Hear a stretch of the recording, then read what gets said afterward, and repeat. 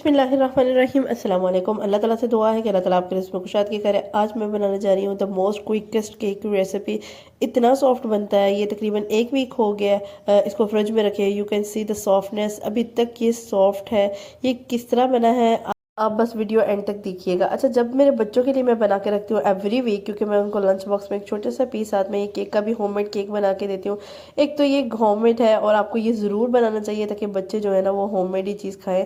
बाहर वाली चीज़ों का आपको अंदाज़ा नहीं होता कि उसमें कैसे बनी होती है और क्या होता है। अच्छा, इसको बनाने के लिए मैंने सबसे पहले मैं ब्लेंडर, हैंड ब्लेंडर यूज़ करूँगी। आप कुछ भी यूज़ कर सकते हैं, अगर आपके पास वो ब्लेंडर है, ग्राइंडर है, कुछ भी यूज़ कर सकते हैं। मैंने हैंड ब्लेंडर यूज़ किया है। इसको बनाने के लिए मैंने सबसे पहले क्या इसमें ऐड किया, एक अंडा डाल दिया मैंने।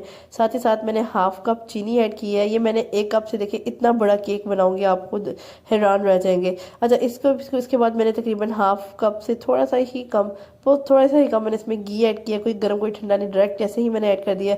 और साथ ही साथ मैंने तकरीबन ना 1 टीस्पून में इसमें वनीला एसेंस ऐड किया है और साथ मैंने इसमें ऐड कर दिया है दूध ऐड करना है। अच्छा, इसमें हाफ जो है ना वो कप दूध ऐड करना है। मैं इस तरह से बिल्कुल ही बनाती कि पहले मैं एग वाइट ऐड कर रही हूँ, फिर एग योक ऐड कर रही हूँ, फिर उसको फ्लफी कर रही हूँ। इस तरह से चीज़ें नहीं, मैं डायरेक्ट फटाफट से कोई रेसिपी आपके लिए लेके आई हूँ।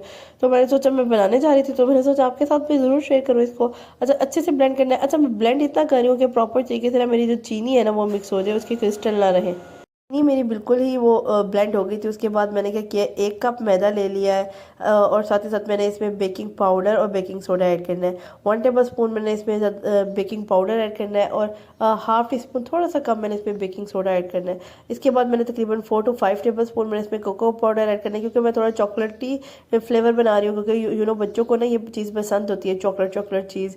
सिंपल से ना बच्चे जो है ना वो ये ज़्यादा खा लेते हैं। अच्छा, इस तरीके से मैंने इसको मिक्स किया और वो जितना भी मिक्सचर जो मैंने ब्लेंड किया था ना हैंड ब्लेंडर से, वो सारा इसमें ऐड कर देना। ऐसा ऐसा से आपने ऐड करना है। यहाँ पे आपको किसी ब्लेंडर ग्राइंडर की ज़रूरत नहीं है, बस थोड़ा थोड़ा सा आपने ऐड करते जाना है और इसको मिक्स करते जाना है विस्क की मदद से। अगर विस्क नहीं है तो किसी भी स्पून की मदद से भी आपको मिक्स कर सकते हैं। बस मेक श्योर करना है तो इसमें थोड़े से लम्स वगैरह ना रहे, प्रॉपर ये ना एक मिक्सचर सा स्मूथ सा मिक्सचर बन जाए। अच्छा, इसमें कुछ लम्स रहेगा नहीं जब आप इस तरीके से मिक्स करेंगे, ईजीली स्मूथली हाथों से भी मिक्स हो जाता है। बस आपने ये मेक श्योर करना है कि वो जो आपने हैंड ब्लेंडर में मिक्सचर बनाया था ना, वो आपने हैंड ब्लेंडर या किसी ग्राइंडर में ही बना लेना है। अच्छा, क्योंकि इसमें बाकी जो चीज़ें हैं ना वो अच्छे से मिक्स हो जाती हैं इस तरीके से, बाकी जो लिक्विडी लिक्विडी सी चीज़ें हैं। अच्छा, मैंने क्या किया था, एक मैंने डिश ले लिया है। डिश को मैंने अच्छे से ना ऑयल से ग्रीस कर लिया हर तरफ से, थोड़ा सा मैदा डस्ट किया है। अच्छा, मैं इस तरह के ओवन में बनाती हूँ क्योंकि ये तकरीबन मेरा 3 से 4 मिनट में मेरा केक रेडी हो गया था। आप यकीन करें, इतनी क्विक रेसिपी है ना, इसको ब्लेंड करने में कितना ही टाइम लगा होगा, 10 मिनट से भी कम आपकी रेसिपी कंप्लीट हो जाएगी। इतना सॉफ्ट बना था, आप इसकी टेक्सचर भी देख सकते हैं। और अक्सर ये होते हैं फ्रिज में जाने के बाद केक हार्ड हो जाते हैं, ये बिल्कुल भी ऐसा नहीं रहेगा। एक दफ़ा मेरे कहने पर ज़रूर ट्राई कीजिएगा। मैं बच्चों के लिए इस तरह से फिलअप कर देती हूँ दोबारा से, जब मुझे पता चले कि ख़त्म होने वाला हो गया। तो आप भी ज़रूर ट्राई कीजिएगा, मुझे फीडबैक दीजिएगा। नेक्स्ट वीडियो तक के लिए अल्लाह हाफिज़।